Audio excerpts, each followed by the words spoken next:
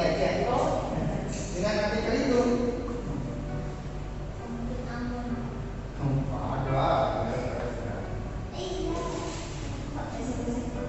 Baik, marilah kita mulai kuliah kita dengan bersama-sama melafalkan basmalah.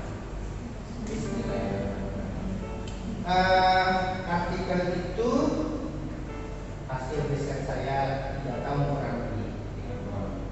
Tapi basic teorinya tentang 4 kriteria, 4 poin. Apa poin pertama? Sudah dibaca 4 poin ini? Relasi eksternal, relasi internal. Ini satu artikel. Artikelnya Fajruddin Fatwa. Tadinya mau saya copy ini, terus saya suruh ngeringkas. Sudahlah, artikel saya sudah publish. Kemudian ada madhab kultural dan madhab struktural konflik. Ini artikelnya Mas Darjilmi. Oke.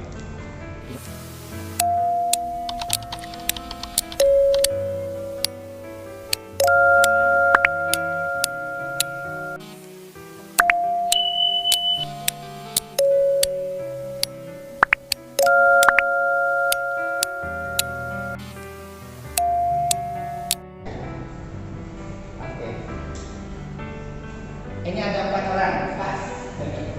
Singkat saja, apa yang dimaksud dengan relasi eksternal konflik keagamaan?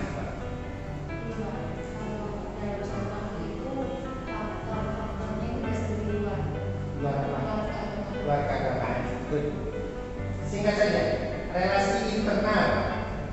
Apa ya? Apa yang dimaksud dengan relasi eksternal, internal dalam konflik keagamaan?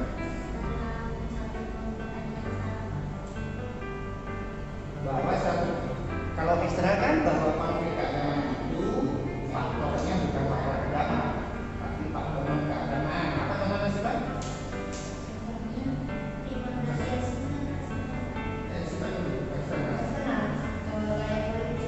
Politik, kesediaan ekonomi, ya, ketidakadilan, yang hal sekuler. Kalau relasi internal apa? Pengertiannya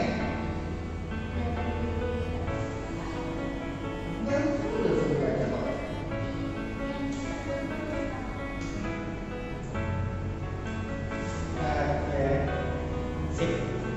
Najila, apa relasi internal? Dalam apa?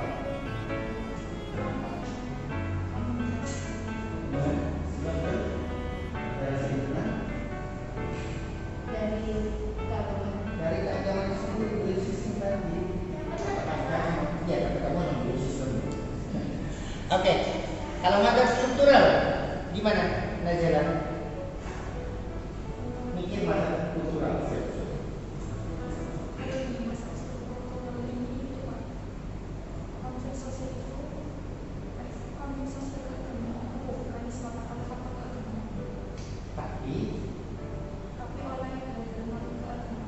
Hubungannya dengan relasi eksternal. Kata apa yang maksud dengan madhab kultural konflik? Kebalikannya dari situ. Budaya Kultural tradisi. bukan, ini madhab kultural konflik kok. Bukan kultural dalam makna biasa, tapi hubungannya dengan relasi bahwa konflik keagamaan berelasi disebabkan sebuah madhab yang berpandangan bahwa konflik agama itu memang disebabkan oleh agama. Jadi sistem memang agama bisa dibangun dengan belief sistem yang moderat, bisa dengan yang ekstrim, dengan kita ya. Nah, itu dia. Itu poinnya. Ya, poinnya. Baik, sekarang kawan-kawan, dari pertanyaan, dari pemahaman itu, mohon secara sendiri-sendiri untuk menyimpulkan apa resolusi konflik untuk relasi eksternal dan menurut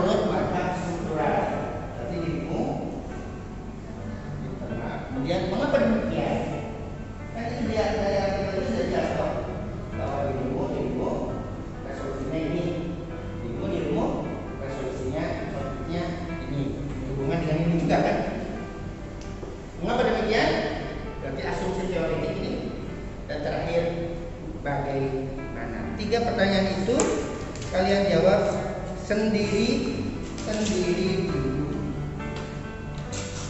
Ada yang masih bingung? Apa, mengapa, dan bagaimana? Think individual dulu, baru nanti sebisanya.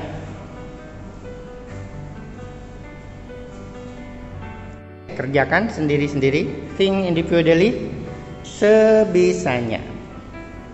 Clear Aklaya perintahnya? Nazela clear? Okay.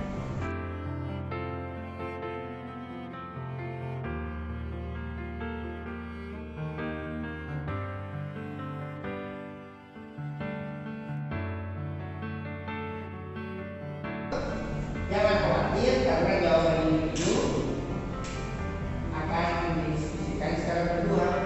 Sekarang silakan didiskusikan apa itu, bagaimana, dan mengapa dan bagaimana.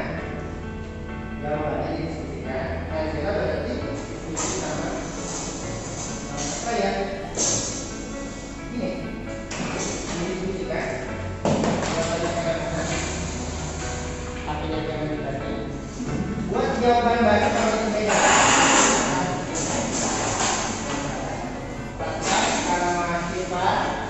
Diskusikan lagi. Kalau bertanya kenapa akhirnya sama tahu, kemudian buat jawaban. Silakan.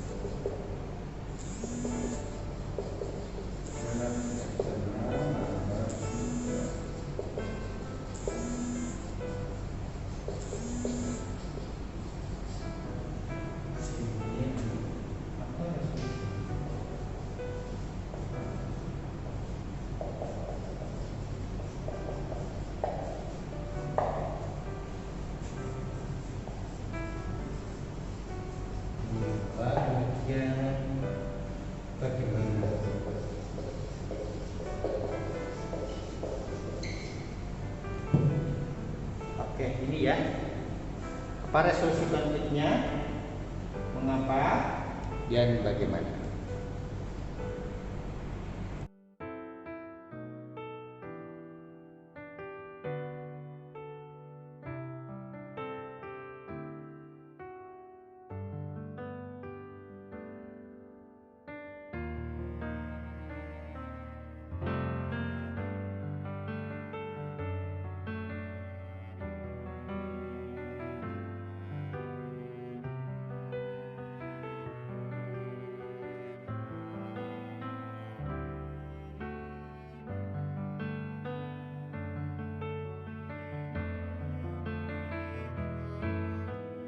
Baik, terima kasih untuk diskusinya Aklaya dengan Nazela.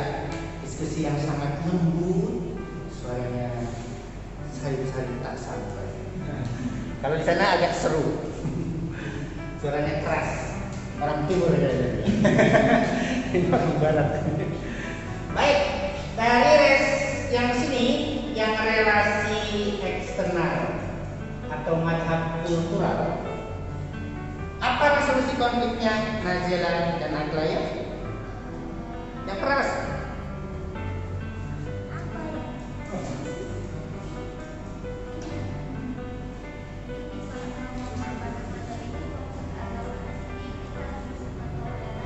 Bukan resolusi konflik untuk konflik yang disebabkan oleh faktor internal agama atau belief system itu.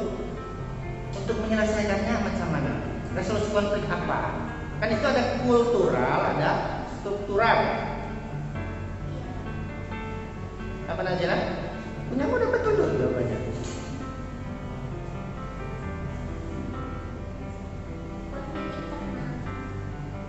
Kalau sini resolusi konfliknya apa? Resolusi Pak, itu dengan pemerataan kesejahteraan dan keadilan sosial. Oke, saya catat dulu ya. 1, pemerataan sosial. Kalau dirimu apa tadi? Kira? Ini?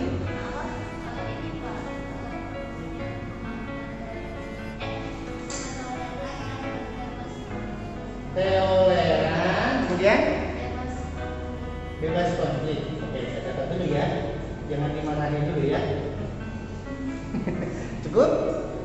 Oke. Mengapa demikian?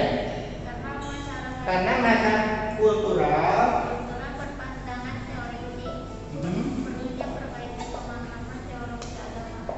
perlu perbaikan Pemahaman teori keagamaan. pemahaman.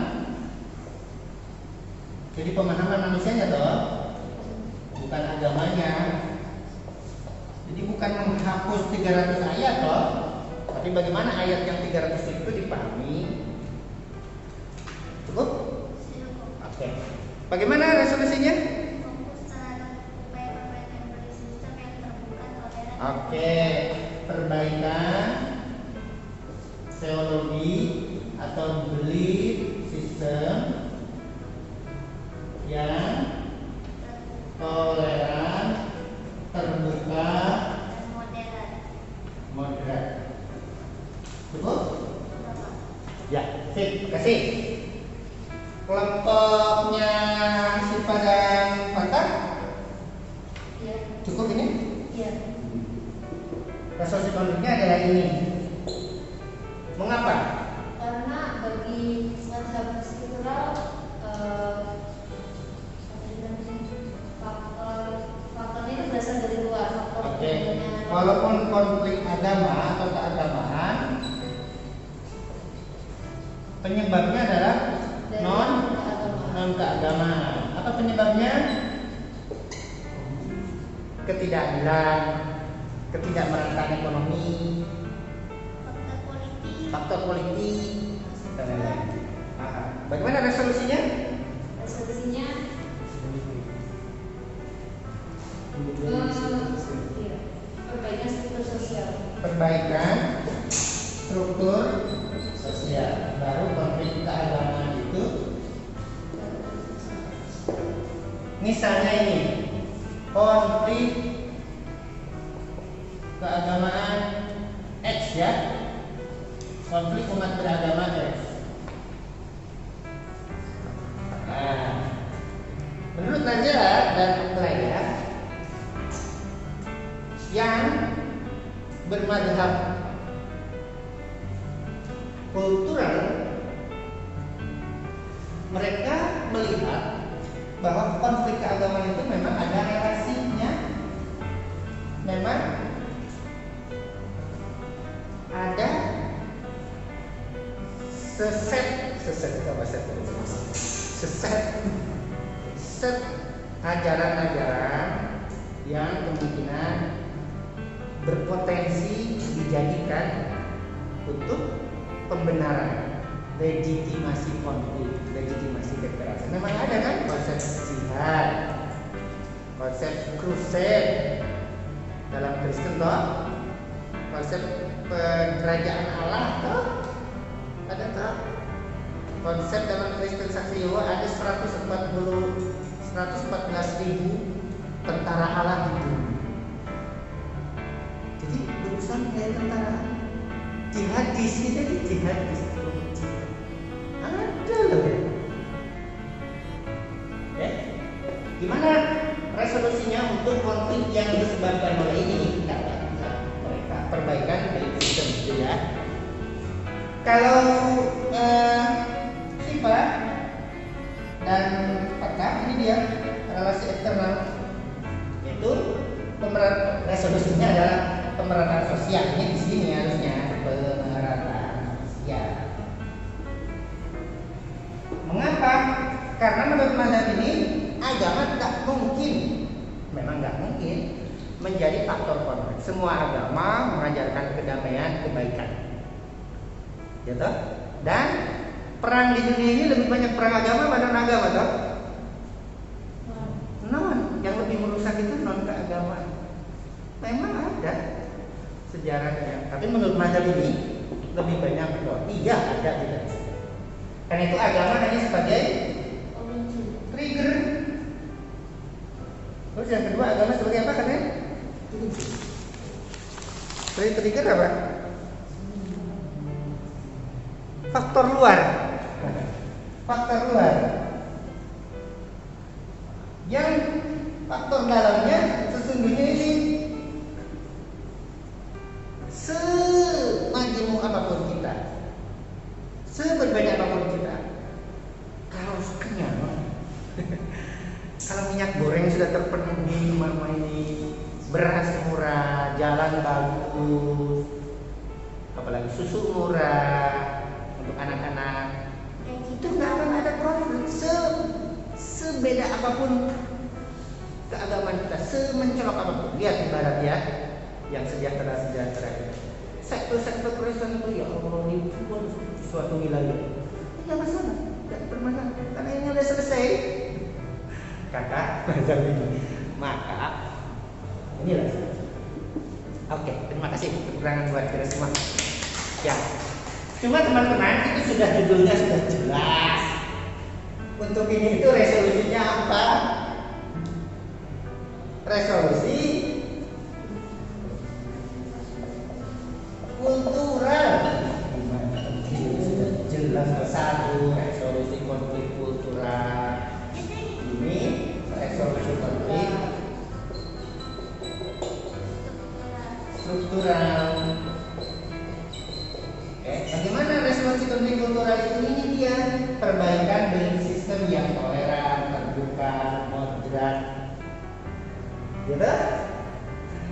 Toleransi, toleran, terbuka. Terbuka kita kan mau bergaul dengan yang berbeda, toh? Mau menerima menjadi tetangga, moderat. Nah, yang ini berpandangan resolusi apa? Resolusi konfliknya adalah resolusi konflik struktural, perbaikan struktur. Apa yang harus diperbaiki? Bagaimana? Ini dia pemerataan ekonomi, pemerataan kesempatan menjadi PNS dalam konteks gender equality, pemerataan akses pendidikan, kesehatan. Nah ini dia, ini resolusi perbaikan struktur sosial baik secara ekonomi, politik, sosial. Walaupun pendatang punya kesempatan menjadi pemimpin seperti pribumi misalnya, maka berpasanganlah yang kalau dalam konteks yang security, kalau calon gubernurnya muslim, ini yang politik ya, maka calon wakil gubernurnya adalah Kristen. Kalau calon bupatinya waktu nyalon di baleho itu yang sekarang jinjin takut toh waktu pemilu jin genderuwo kan takut semua karena baleho di mana-mana. Kalau calon bupatinya muslim maka calon wakilnya non muslim, begitu sebaliknya. Itu yang saja. Itu resolusi konflik struktural. Makanya kawan-kawan, judul artikel itu adalah resolusi konflik apa? Integrasi. Judulnya resolusi konflik keagamaan integratif. Apa dia maksudnya? Resolusi konflik yang menyatukan resolusi kultural dan resolusi struktural. Mengapa saya sebagai peneliti menyimpulkan dari data dan fakta di sana? Karena saya melihat di sana faktor non keagamaan iya berperan, tidak bisa dipungkiri.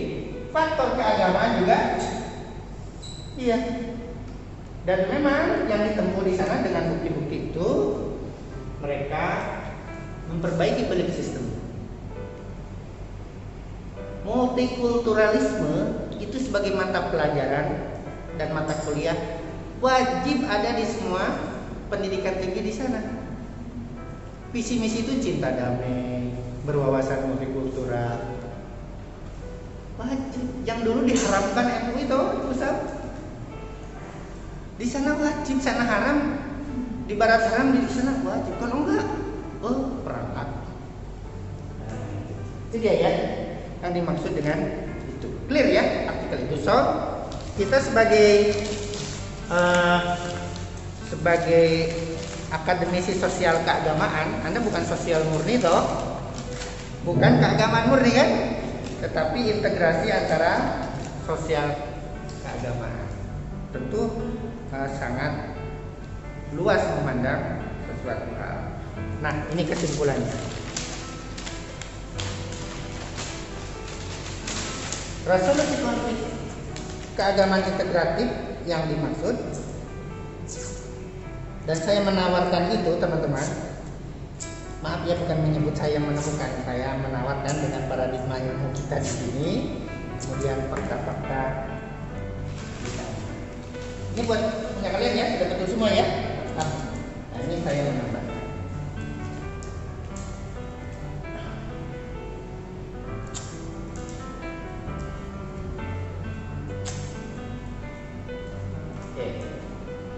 Kalau ingin artikelnya aslinya sini. Saya inginnya dari artikel asli tadi, tapi harus nanti dulu tidak ada waktu. Nah ini dia.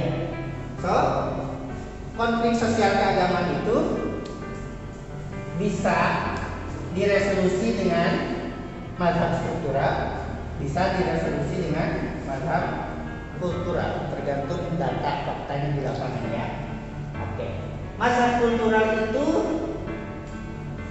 fokus pada relasi internal tadi ya, belief system itu ya, fokus di situ. Jadi fokus kata mazhab ini, perbaikan struktur sosial sebaik apapun, kalau belief systemnya dalam diri seseorang intoleran semua, ya tak akan tercapai kedamaian, tak tercapai resolusi konflik. Itu menurut mazhab ini. Oke. Nah, fokus di sini. Kalau yang ini fokus ke relasi eksternal ya, perbaikan sistem ya. Nah, baik relasi eksternal maupun relasi internal yang saya temukan sama-sama mengenerate konflik. Sama-sama saling ini. Masalah ekonomi awalnya jadi masalah komunitas pendatang pribumi versus komunitas Muslim Kristen. Nah ini sama-sama saling memicu. Jadi walaupun kita sekarang tidak dalam hubungan etnik, pertemuan di sini, tapi kalau saya sentuh, saya hina etniknya Batak, pasti menimbulkan konflik kan? Jadi hati-hati, dari saling memicu. Padahal kita datang ke sini bukan untuk saling menyinggung etnik, datang ke sini untuk saling belajar. Tapi ketika relasi internal disinggung, ketika kita dalam perkuliahan ini tetap saling memicu kan. Nah, itu dia. Mazhab kedua fokus ke sini, kemudian relasi eksternal tadi merekomendasikan resolusi struktural yang disebutkan oleh Afif Syifa dan kemudian yang didiskusikan oleh Aklaya dan Najila, relasi eksternal atau faktor internal merekomendasikan resolusi kultural tadi kan, perbaikan belief system dan toleransi.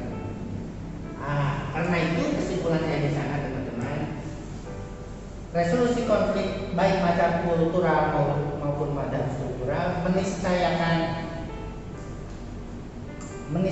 konflik sosial keagamaan, meniscayakan penyelesaian baik secara kultural maupun secara struktural. Makanya resolusi konflik integratif yang keduanya ini saling menguatkan, saling melengkapi, komplit, saling melengkapi, sehingga terciptalah yang saya teliti di Ambon itu konflik keagamaan yang resolusi keagamaan yang relatif utuh, persaudaraan terbangun dengan beberapa catatan juga ya, karena masih kampungnya kampung Muslim, kampung Kristen, belum ada kampung yang menyatu. Ini resolusi konflik keagamaan yang saya ya bukan saya temukan, apa bahasanya sifat Aglaya Najela Lata supaya tawadhu gitu loh. Yang saya simpulkan dari riset ini. Jadi dulunya resolusi konflik integratif. Karena ada dua aspek ya, aspek agama, aspek sosial ya. Beda dengan resolusi konflik sosial yang murni. Ini konflik sosial. Kalau perang Rusia Ukraina sekarang sudah bisa dibaca. Resolusinya mana? Struktur loh. Nggak boleh gabung NATO. 2. Kasihkan Crimea. 3. Donbas. 4. Donetsk. Itu resolusi. Karena itu bekas Uni Soviet. Baik, ada pertanyaan?